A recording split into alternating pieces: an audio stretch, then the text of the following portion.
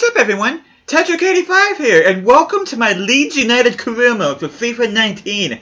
And I am so excited to begin this career mode, because for some weird reason, like throughout all the other FIFAs that I've played, I have never done a Leeds United career mode. This is the first time I am ever going to take control of Leeds United in any FIFA game, and this is a game that this is a team that I've wanted to play as for quite a long time.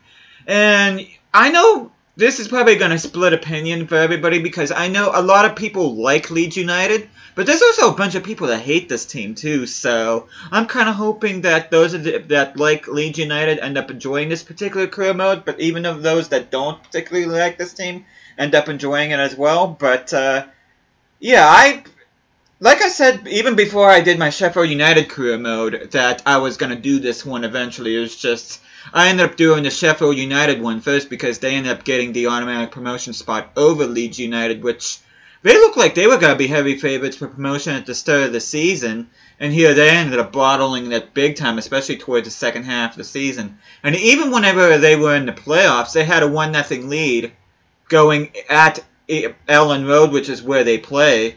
And they ended up losing the second leg. I believe it was 4-2 to Derby. So, yeah, and they had the dubious distinction of being the first team that was on top of the championship at Christmas to not even get promoted. And, yeah, they're also the first team to blow a 1-0 away leg lead in the second half. So, yeah, I'm looking forward to seeing what this team can do. But,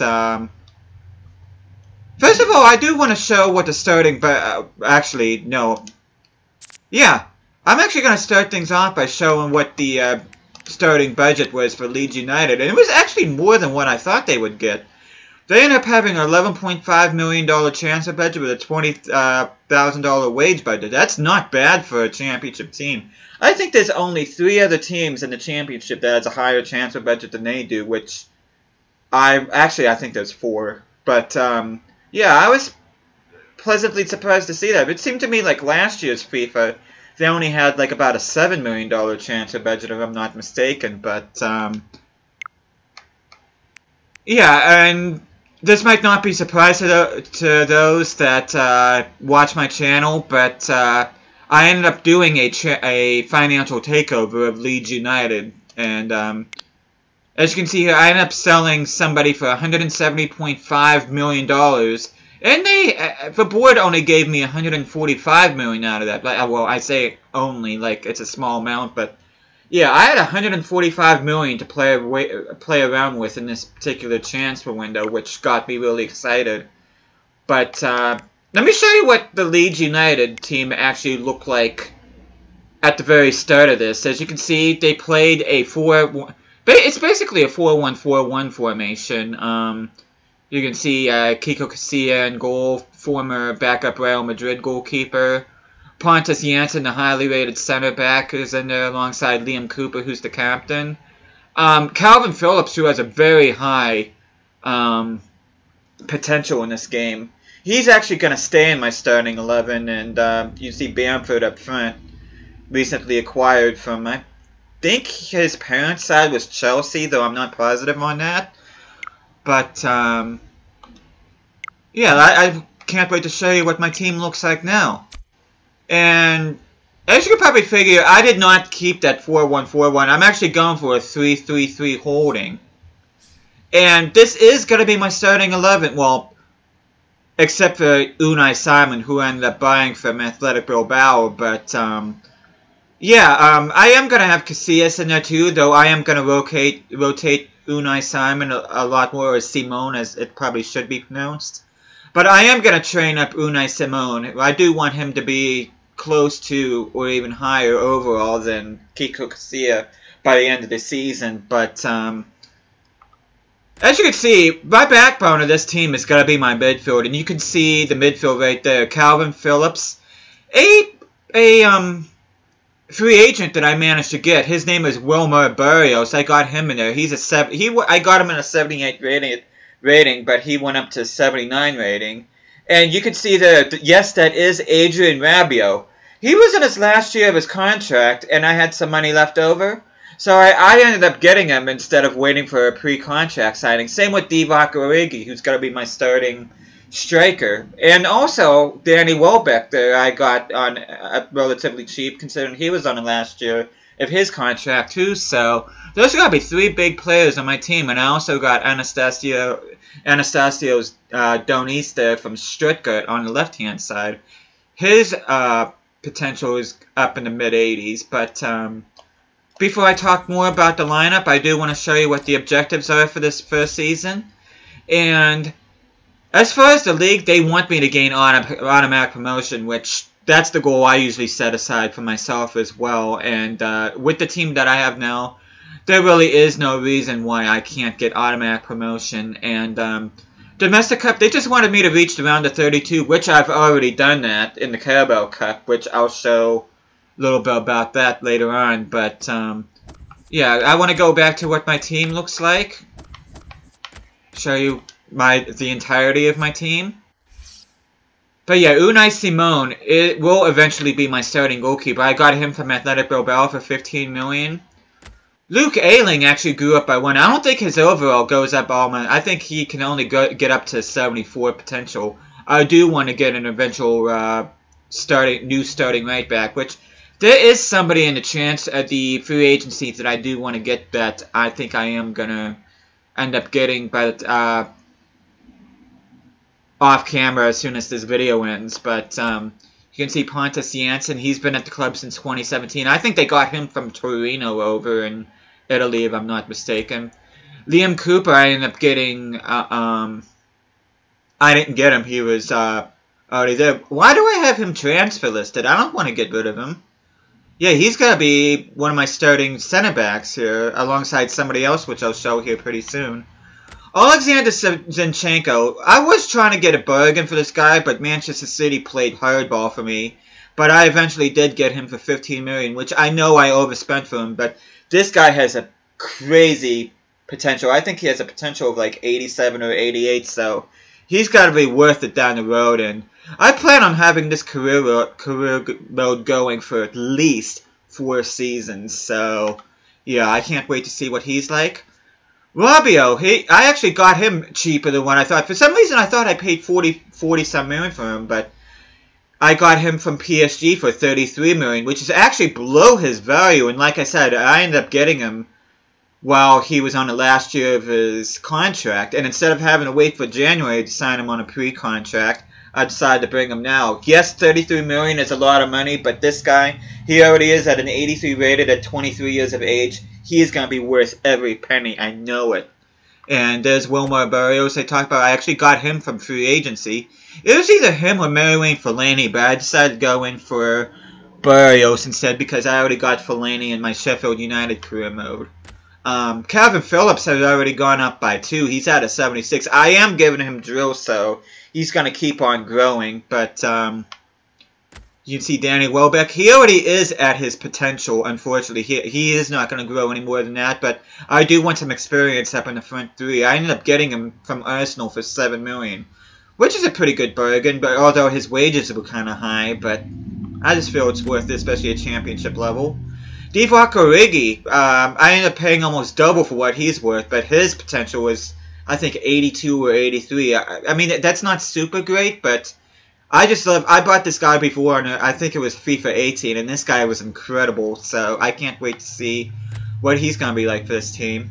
Anastasios Donis, it says he's a striker, but he can play as a left wing.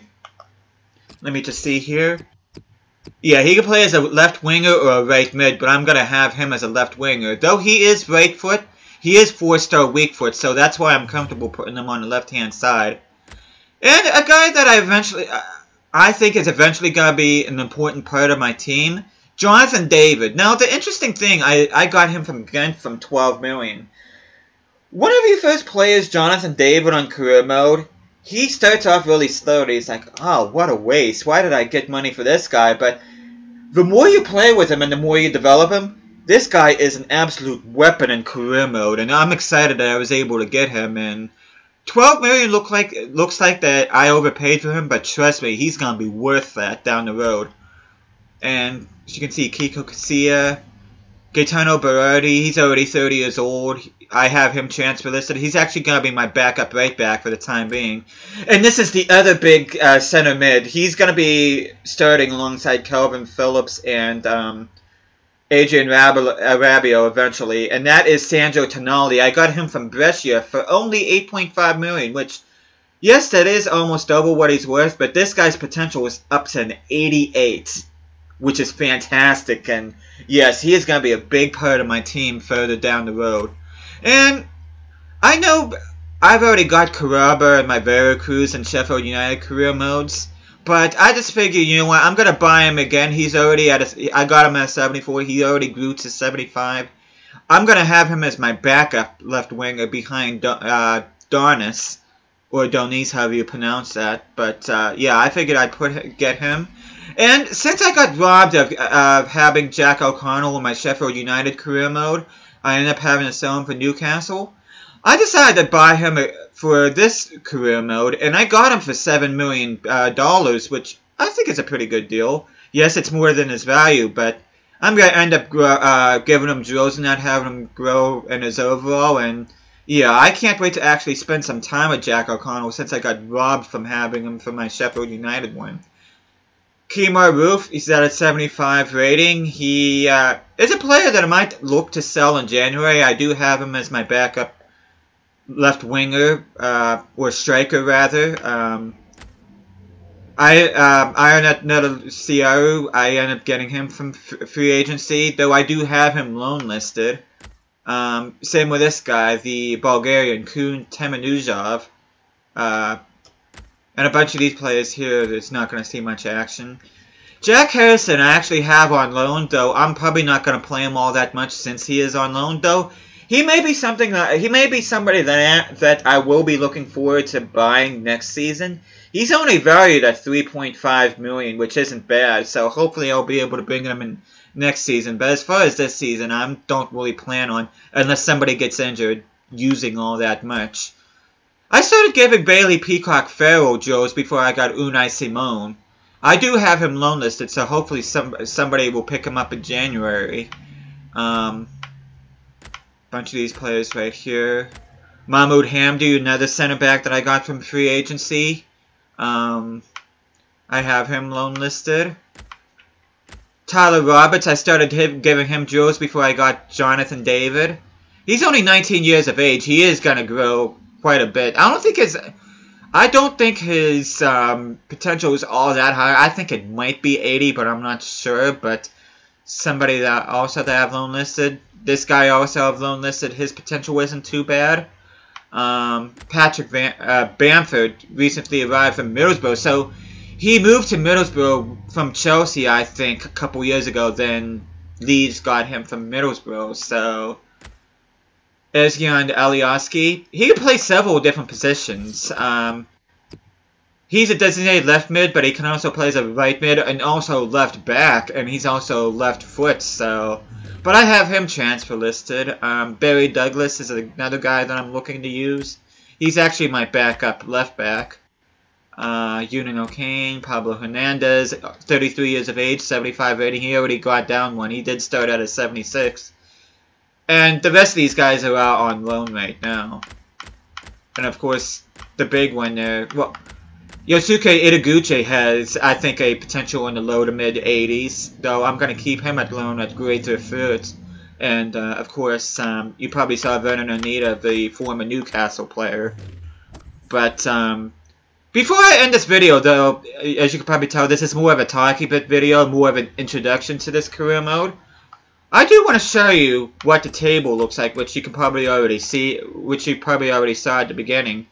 But I am starting off perfect with this team, which makes me extremely happy. I actually have a better start with this team than what I did with Sheffield United, so I am pretty psyched about that.